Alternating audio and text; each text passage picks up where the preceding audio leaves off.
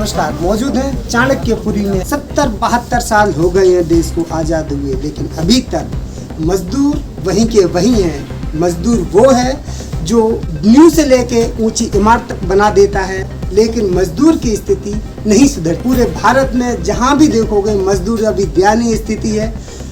उस स्थिति में जो आज़ाद हिंद मजदूर संघ है वो क्या उन्नति लेके आएगा, इसी विषय पे हम यहाँ पे हमारे साथ राजू चंदेला जी हैं, जो इस संघ के नेशनल चेयरमैन बनाए गए हैं, अध्यक्ष भी हैं, महासचिव भी। यहाँ पे बहुत सारे पदाधिकारी, हम उनसे बात करने की कोशिश करेंगे और जानेंगे कि वो मजदूरों के हितों के लिए क्या काम करेंगे, कैसे करेंगे। जहाँ पर इतनी सरकारें आई और चली गई, लेकिन मजदूरों की स्थिति में अभी तक कोई सुधार नहीं आया। आपकी जो संस्था है वो किस हिसाब से आपको लगता है कि बहुत अच्छा काम कर पाएगी?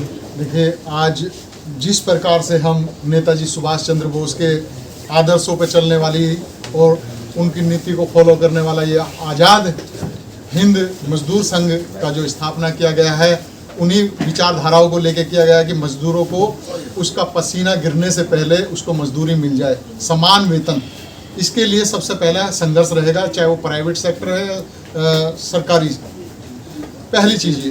दूसरा, मैंने पिछले दिनों में अमेरिका गया, वहाँ देखा हम लोगों ने कि वहाँ का एक किसान हेलीकॉप्टर से आके अपनी खेती के लिए करने जाता है, और हमारा मजदूर उसके पास में पिछले 70 वर्षों से, बड़ा दुर्भाग्य इस देश का कि उसके पास एक बैल तक नहीं है। इंसान जोत रहा है। मेरे पश्चिमी बंगाल में, विदर्भ में, मध्य प्रदेश में किसान आत्महत्या कर रहा था, लेकिन आज उसको आत्महत्या करने की जरूरत नहीं किसान को। किसान आज खेतों में मजदूरी कर रहा है। मुझे कहने में गर्व फक्र हो रहा है, अपने गौरवशाली प्रधानमंत्री ने जो योजनाएं की हैं, आज मजदूर को, किसान को उसके खाते में पैसा जा रहा है, उसको बेनिफिट मिल रहा है। आज जिस प्रकार से कोरोना काल में पूरे विश्व को, मजदूरों को पलायन करना पड़ रहा है, कंपनियों को, आज वो कंपनियां भारत की तरफ देख रही हैं कि भारत के अंदर जो मजदूर है बड़ा ईमानदार है। आज बड़े बड़े उद्योग हमारे भिन्न भिन्न राज्यों में लगने जा रहे हैं, तो मजदूरों की बड़ी आवश्यकता होगी। उनके हितों की रक्षा करने के लिए हमें एक प्लेटफॉर्म चाहिए। सभी मजदूर यूनियनों ने कहा कि एक प्लेटफॉर्म चाहिए एक स्वर में। आज 2,500-3 हजार संस्थाएं, मजदूर ट्रेड यूनियन हमसे संपर्क में आई हैं, और ये एक विशाल संगठन आपके सम्मुख खड़ा होने जा रहा है। इसको मात्र अभी 2 साल हमने कोरोना को दिए, 2 साल बाद आप देखिएगा हम आप फिर मौजूद होंगे कि हमारा मजदूर कितना तरक्की कर चुका होगा, उसका अपना मकान होगा, अपना घर होगा, उसका बच्चा। आज मजदूर का बच्चा मजदूरी करता है पिछले 70 वर्षों से। आज मजदूर का बच्चा, आप देखिए, इतिहास उठा के देख लीजिए, जब मजदूर का बच्चा ओलंपिक में जाके गेम जीत करके आ रहा है। मजदूर का बच्चा आईएएस बन रहा है। एक मजदूर करने वाले की बेटी आईएएस का एग्जाम देकर फर्स्ट आई है, डीएम बन रही है। तो ये क्या देन है? ये इस भारत सरकार के, मोदी सरकार की देन है। साफ नियत, जिसकी साफ नियत होगी, ठोस विचार होंगे और जिसका अंदर जज्बा होगा, वही कामयाब होगा। आज 2 साल के अंदर आप देखिएगा ये मजदूर बहुत कामयाब होगा। मजदूरों की कोई समस्या नहीं रहेगी, समान वेतन मिलेगा। और हमने एक योजना ऐसे संगठन के द्वारा बनाई है कि जो सरकारें, भिन्न भिन्न राज्य सरकारें गरीब लोगों को, मजदूरों को जो देती है उनके गरीब मजदूरों के बच्चों को। ऐसा कोई मजदूर हमारा जो इस संगठन से जुड़ा होगा, 2 साल उसके पूरे हो गए होंगे, भगवान न करे उसको कोई दुर्घटना में वो मर जाता है, कुछ है उसके ऊपर कुछ नहीं है, उस बच्ची की शादी करने का जिम्मा 5 लाख एक ये संगठन हमारा दिया करेगा। उसको हमारे राज्य सरकार, जो हमारा यूनिट है, वो सेंट्रल को भेजेगा, हम उस पर काम करेंगे। दूसरी बड़ी बात कि सरकारी स्कूलों का आज इंतजाम बहुत अच्छे होते जा रहे हैं। आपने कुछ समय में देखा होगा, भिन्न भिन्न राज्य सरकारें अपने स्तर पे काम कर रही हैं। तो जो बच्चे ऐसे हैं जिनके पास किताबें, स्टेशनरी लेने का नहीं है, तो उनको स्टेशनरी देने का उस स्टेट का जो प्रेसिडेंट हमारे पास भेजेगा, 10, 20, 50 जो भी बच्चे होंगे, उसका साल भर का स्टेशनरी, पेन, पेंसिल का खर्चा हमारे मजदूर के बच्चे का, जो गरीब है वाक्य में, उसका खर्चा हमारा संगठन दिया करेगा। मेरा नाम जीतू मयेगर है और मैं बेसिकली महाराष्ट्र से हूँ, लेकिन प्रॉपर अभी स्टे मेरा है गुजरात में। और गुजरात में मैं काफ़ी सारी जगह पे हूँ, नॉमिनेशन हुआ हूँ, और ट्रेड यूनियन के साथ करीबन मैं 15 साल से हूँ। वहाँ से मेरा सफ़र हुआ था, स्टूडेंट यूनियन से चालू हुआ था, उसके बाद मैंने ट्रेड यूनियन में आया, और आज की तारीख में वो सफाई कर्मचारियों से लेके मेरा खुद का ट्रेड यूनियन है, मेरे खुद की ट्रस्ट है, संस्था है, हर जगह पर मैं हूँ। आपको क्या लगता है आज़ाद हिंद मजदूर संघ के साथ आपका जो विलय हो जाएगा, आप मिल जाएंगे उनके साथ मिलके, तो कितना मजदूरों की मदद कर पाएंगे?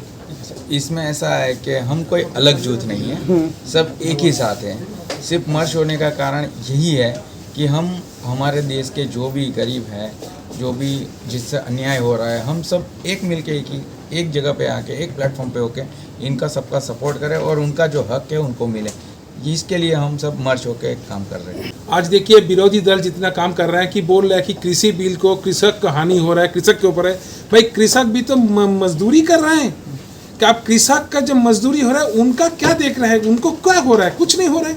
अभी ओरिजिनली एक मजदूर को, जैसे वो खेती बाड़ी हो चाहे कोई इंडस्ट्री हो, जो काम कर रहे हैं उनके लिए देखना सोचना ये गवर्नमेंट ने कर रहा है। हम भारत को आत्मनिर्भर होने के लिए सारे मजदूर को आज एक होना है। किसी भी हालत में अगर इतना सारा आदमी होंगे तो बात बोलेंगे तो किसी का बात कभी इतना सरगर्म हो जाएगा, किसी का बात सुनने में नहीं आएगा। देखिए ये हम लोग का सिस्टम है, लेकिन अभी जो सरकार चल रहा है डायरेक्ट आधार कार्ड, डायरेक्ट अकाउंट, ये सब करने के ये जो आप बोला है ना, थोड़ा बहुत सुधर गया, पूरा ख़त्म नहीं हुआ, थोड़ा बहुत सुधर गया। पूरा डायरेक्ट मजदूर का अकाउंट में चला जाता है। लेकिन बात ये है, हम लोग का आज अधिवेशन में जो हम लोग चर्चा किए, अनऑर्गेनाइज सेक्टर, हम लोग ऑर्गेनाइज सेक्टर भी काम करेंगे, लेकिन हम लोग का पूरा फोकस है अनऑर्गेनाइज सेक्टर, एग्रीकल्चर वर्कर। आज हमारी राष्ट्रीय कार्यकारिणी की बैठक हुई और इसमें हमने राष्ट्रीय कार्यकारिणी का नए सिरे से उसकी घोषणा की और प्रदेशों के भी पदाधिकारी यहाँ पर आए हुए हैं, उनकी भी अध्यक्ष और महासचिव बनाए गए हैं। अब वो अपने स्टेट में डिस्ट्रिक्ट वाइज जो है इस संगठन बड़ा करने का काम करेंगे। हमारा जो ये संघ है, जो महिलाएं जो किसी शारीरिक उत्पीड़न या जो बीमारियां होती हैं उससे उत्पीड़न होती हैं, तो उनके लिए भी सारी जितनी भी सुविधा है सब वो मुहैया कराएगा। और अगर उसको कहीं भी शारीरिक उत्पीड़न हो रहा है तो उसके लिए भी हम महिलाएं खड़ी रहेंगी और उनकी हर तरीके से उनकी सहायता करेंगे। मेन हमारा मुद्दा है ना सर, ट्रेड यूनियन एक्ट जो है ना सर 1926, उसके अंदर में इतनी सारी चीज़ें हैं ना सर कि लेबर के लिए वर्किंग कंडीशन कैसी होनी चाहिए, फैन होना चाहिए क्या नहीं, पीने को ठंडा पानी होना चाहिए कि नहीं, खाने का लंच आवर्स होना क्या नहीं, समय पे आना समय पे जाना, छुट्टियों का उसका इक्वल पे इक्वल, ये इसका कोई कंसिडरेशन नहीं होता सर। मतलब that law is as well as thrown in air sir. We have decided from today onwards, wherever such law is thrown in here, that we will not allow, and we will fight for each and every individual labor, and we want to make them by तन से सुंदर, मन से सुंदर और धन से सुंदर। अगर आपने अभी तक सनराइज समाचार को सब्सक्राइब नहीं किया है तो सनराइज समाचार को सब्सक्राइब कीजिए और बेल आइकन को भी दबा दीजिए ताकि आप हमारे आने वाली वीडियो का नोटिफिकेशन सबसे पहले पा सकें।